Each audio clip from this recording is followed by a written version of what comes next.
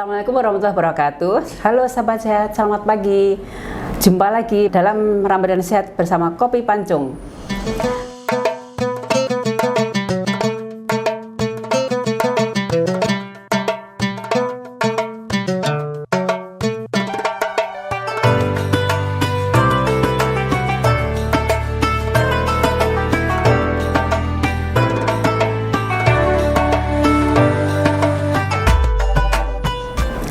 Saat ini kita sudah memasuki bulan Ramadan ya sahabat sehat. Tentunya semua umat muslim melaksanakan ibadah puasa di bulan Ramadan ini.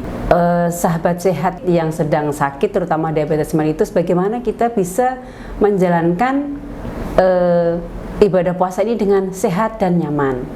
Nah, bagi diabetesi tentunya dalam menjalankan ibadah puasa, bagaimana agar puasa itu merasa nyaman, merasa enak, merasa tenang. Nah, di samping kita sudah ada Dr. Amanda Trix Hartigaloh yang sebagai narasumber kita hari ini. Kita akan bertanya banyak seputar bagaimana puasa sehat bersama diabetesi. Beliau adalah salah satu spesialis penyakit dalam endokrin metabolik di Kalimantan Barat. Kita sapa yuk Dr. Amanda Trix Hartigaloh. Assalamualaikum dokter, selamat pagi. Yuk kita sapa. Waalaikumsalam warahmatullahi wabarakatuh. Gimana Bu Niha, sehat Bu Niha? Alhamdulillah sehat. Puasa ya? Puasa ya? Sama ya kalau puasa ya dok. Oke. Gimana nih, kita ngobrol apa nih Bu? Oh ya gini dok, kita ini kan bulan puasa ya. Kalau kita orang sehat, yang sehat menjalankan puasa ini kan santai-santai aja, nggak ada beban. Ya puasa dengan sendirinya, bagaimana seperti biasanya. Nah, terus bagaimana dengan teman-teman kita di luar sana, sahabat kita yang ada diabetes dok? Bagaimana mereka bisa menjalankan puasa dengan tenang? Apa dok yang kira-kira mereka harus lakukan? Ya. Sebelumnya saya sapa dulu sobat sehat pagi ini. Senang sekali saya bisa diundang nih sama Dr. Nihayatus nih. Sebenarnya Bu Niha nih pura-pura Pak. Sebenarnya dia nanya bisa jawab sendiri. Ya Bu Niha. Nah, tapi memang kita karena memang momennya bulan Ramadan ya, Bu Niha ya. Momennya bulan Ramadan, memang bulan Ramadan itu menjadi salah satu bulan yang spesial ya, baik itu untuk umat muslim tapi juga untuk pasien diabetes gitu ya, Bu. Nah, memang pasien diabetes itu memiliki keunikan tanda kutip ya dalam menjalani ibadah puasa Ramadan karena memang diperlukan persiapan-persiapan Bu Niha. Jadi nggak bisa bablas tok. Jadi udah saya mau puasa bablas tok, tapi memang ada beberapa persiapan yang harus ditempuh atau dijalani oleh pasien diabetes sebelum menjalani ibadah puasa. Ibadah puasanya soalnya nggak sebentar ya. Berapa jam kita ya? Berapa jam? 30 hari gitu kan ya, lumayan tuh. Jadi memang harus ada tips and trick sedikit gitu ya untuk menjalani ibadah tersebut. Gitu Bu Nia. Kira-kira gimana Bu persiapan mari, apa yang harus melakukan persiapannya itu? Nah, sebenarnya kalau kita bicara tentang diabetes ya Bu Nia ya. Diabetes kan kita kan paling banyak tuh diabetes tipe 2 ya. Itu satu kencing manis lah. Kencing manis itu yang tipe 2. Kalau sobat sehat belum tahu gitu ya, kalau diabetes itu dia ada 4 tipe dan semuanya memiliki ciri khas masing-masing. Ada tipe 1, tipe 2, kemudian ibu hamil, gestasional, sama diabetes tipe lain.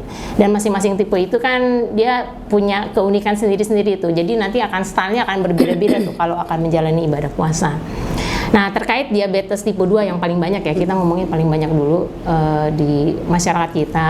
Karena diabetes itu kan penyakit kronis yang dia melibatkan banyak hal ya. Jadi untuk mengontrol penyakitnya itu seorang pasien diabetes atau diabetesi itu dia harus menjalani tidak hanya rutin minum obat, rutin kontrol, tapi juga mengatur makan, ya aktivitas, serta melakukan pemantauan gula darah mandiri menggunakan alat misalkan di rumah atau di mana gitu ya.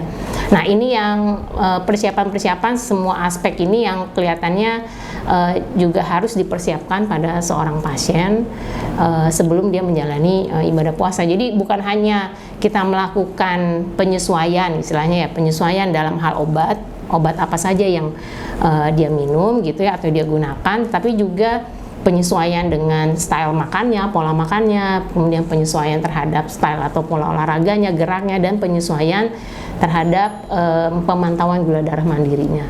Secara garis besar itu tentunya. Kan diabetes itu kan penyandang diabetes kan macam-macam dok ya. Ada yang mungkin kategorinya merasa dirinya mungkin dalam tanda kutip keparahannya kan macam-macam dok ya. Apakah dengan keparahannya berbeda-beda itu mereka merasa harus yang dipantau apa nih? Misalkan gini nih. Diabetes dengan mungkin ada pasien diabetes yang hanya sekedar minum obat aja, ya kan?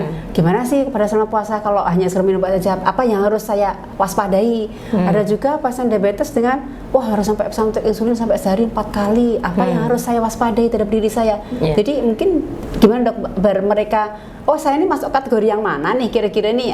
Mungkin pemantauan yang lebih ketat di mana?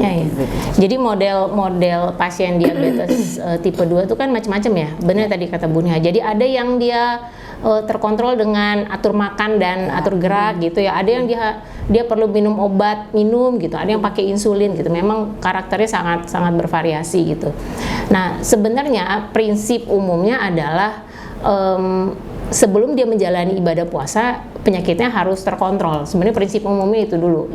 Nah, terkontrol itu dengan apapun ya. Misalkan dengan dia hanya menjalani diet dan gerak, kemudian terkontrol dengan dia minum 1 obat, terkontrol dengan minum 2 obat, terkontrol dengan menggunakan insulin. Tapi prinsipnya harus terkontrol dulu. Karena kalau dia sebelum puasa tuh gulanya masih ajrut-ajrutan tinggi, nah resiko dia menjalani ibadah puasa itu akan semakin besar.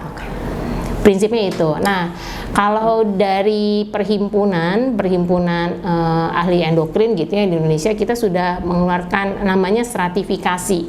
Jadi sebenarnya stratifikasi itu apa ya? Jadi kita bisa lihat Pak Bapak kalau misalkan puasa oke, nggak apa-apa, lanjut aja gitu. Tapi ada yang enggak, jangan dulu ya puasa ya, soalnya resikonya besar tuh. Jadi stratifikasi itu kita bagi menjadi 3. Stratifikasinya rendah, sedang, moderate atau tinggi ya, tinggi atau high risk ya, resiko tinggi atau sangat tinggi gitu.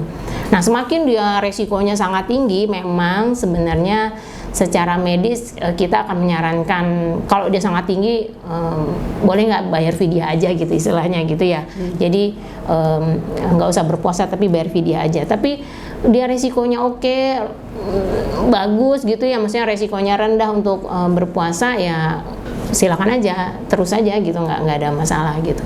Nah, jadi yang harus mungkin diperkenalkan sedikit-sedikit pada tidak hanya pada pasien maupun pada tenaga medis adalah masalah stratifikasi itu. Untuk awal kita mulai start untuk ibadah itu stratifikasi. Ini masuk yang mana nih Mas ini? Stratifikasinya rendah, sedang atau very high risk gitu, atau risikonya tinggi banget untuk menjalani ibadah puasa gitu ya. Memang idealnya itu kalau sebelum puasa harusnya pasien diabetes konsultasi dulu dok ya, menentukan stratifikasi saya ini masuk kategori mana gitu ya dok ya. Mau kategori rendah ke, sedang ke, atau tinggi ke untuk menjalankan ibadah puasa. Berarti semakin tinggi stratifikasinya berarti mereka harus semakin ketat dalam memantau kondisi pada saat puasa gitu dok ya. Kan seperti dok ya. Seperti itu. Memantau dan apa ya? Ya kalau misalkan dia sangat tinggi, ada kita bilang sangat tinggi, udahlah. Ya itu tadi saya bilang, udahlah.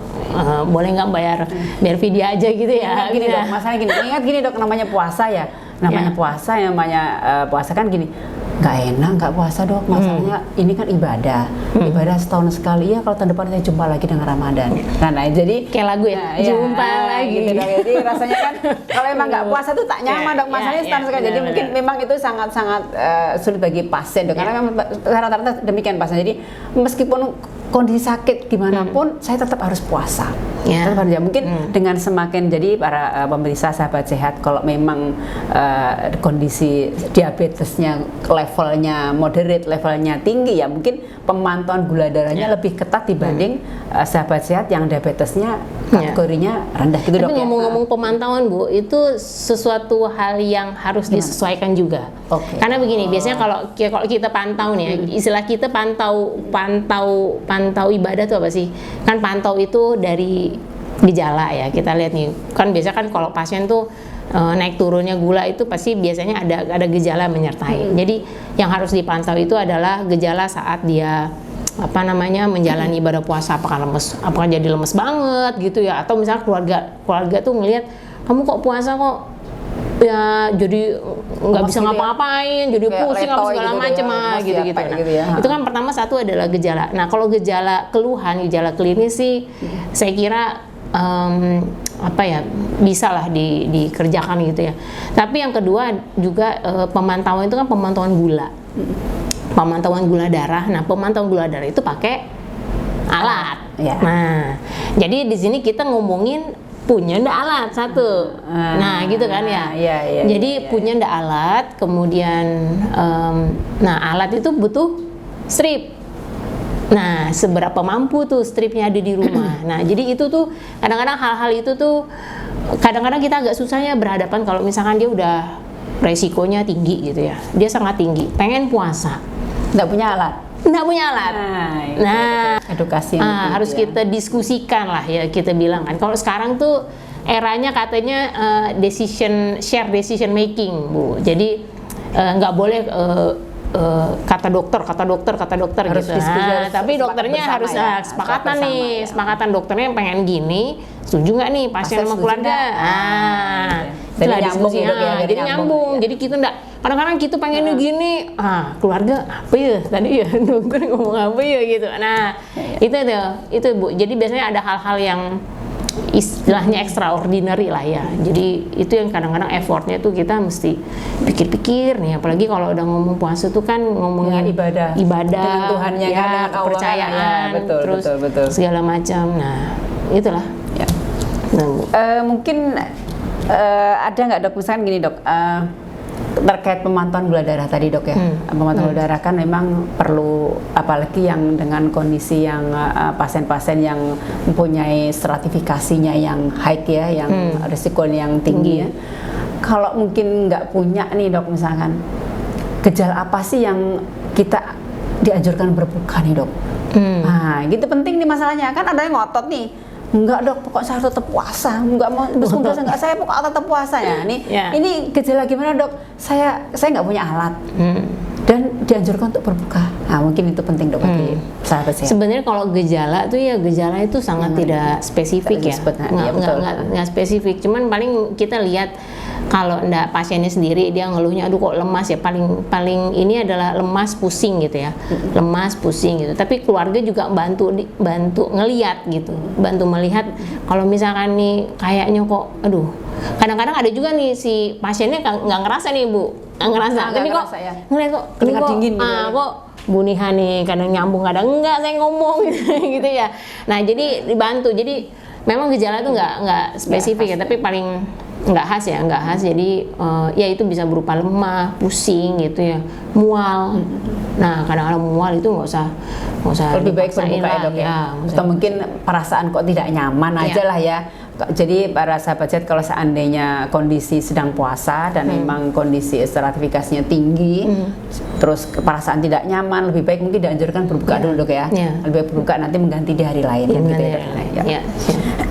Karena sebenarnya safety ya yang diutamakan tuh kan keamanan. Jadi jangan sampai maksudnya baik sih kita mau puasa mau gini, tapi justru melukai diri sendiri itu kan jadinya ya gimana, kayaknya Allah juga nggak pengen begitu kayaknya ya. Gitu Bu. Satu lagi nih Bu, mungkin terkait puasa juga nih. Kira-kira kan kalau menjaga kesehatan biar kita sehat dalam berpuasa, terus pada diabetes itu kan salah satunya dianjurkan untuk olahraga ya Bu ya. Aktivitas fisik, olahraga. Kira-kira kapan kalau para penyandang diabetes ini dianjurkan untuk olahraga? Apakah setelah berbuka puasa, ataukah sebelum berbuka, atau setelah sahur? Kira-kira waktunya yang pas tuh kira-kira kapan Dok? Sebenarnya balik lagi ke depan sebenarnya. Balik lagi ke depan ini sebenarnya. Nah, tapi kalau ngomongin olahraga tuh sebenarnya kita harus balikan pertama, pasien itu dia biasa nggak olahraga. Artinya memang udah biasa rutin nggak? Kalau misalkan dia biasa rutin olahraga, biasanya badannya tuh sudah ada adaptasi tanda kutip gitu, sudah ada adaptasi tanda kutip untuk melakukan suatu aktivitas. Tapi kalau misalkan sebelumnya nggak pernah olahraga atau baru nih saya baru mulai olahraga nih seminggu udah kepentok bulan Ramadan terus pengen melanjutkan, nah ini agak agak-agak beresiko ya kita bilang ya. Tapi kalau misalkan dia udah lama, makanya kita harus nilai dulu sebenarnya satu, ini pasien sebelumnya sudah rutin berolahraga apa tidak. Nah kemudian yang kedua, memang ada waktu-waktu yang lebih dianjurkan untuk melakukan olahraga itu, diantaranya menjelang buka, Bu. Sebenarnya yang paling aman itu menjelang buka. Menjelang buka justru, Dok, menjelang ya? buka. Bukan setelah sahur ya? Bukan. Biasanya tapi tidak tertutup kemungkinan habis sahur itu juga bisa. Tapi kalau misalkan dia, artinya gini, kalau dia menjelang buka, nih ada apa-apa nih udah dekat waktu buka, buka. Tapi kalau misalkan dia setelah sahur, artinya dia masih ada waktu panjang nih. Jadi kalau misalkan ada resiko dia istilahnya, apalagi kita juga nggak mengharapkan ya. Jadi kalau ada apa-apa sesuatu terjadi pas olahraga, kan dia mau buka tuh. Kecuali kalau memang dia udah terbiasa, itulah dia. Kalau misalkan dia udah terbiasa, memang ya badannya udah begitu, tapi rata-rata sih agak jarang ya kalau dia pakai insulin segala macam tuh bisa melakukan di awal ya, olahraga itu di awal gitu.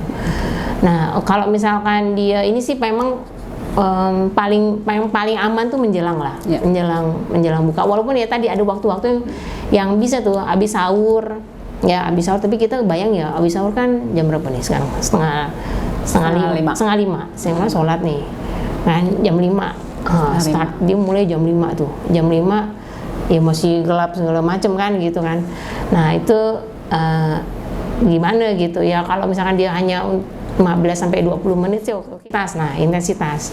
Dari waktu olahraga kemudian intensitasnya. Jadi kalau misalkan yang sebelum bulan Ramadan itu dia melakukan misalkan olahraga yang intensitasnya tinggi, nah itu perlu dilakukan penyesuaian. Jadi selama bulan Ramadan kita lakukan yang intensitasnya ringan atau sedang gitu, dengan waktu yang disesuaikan.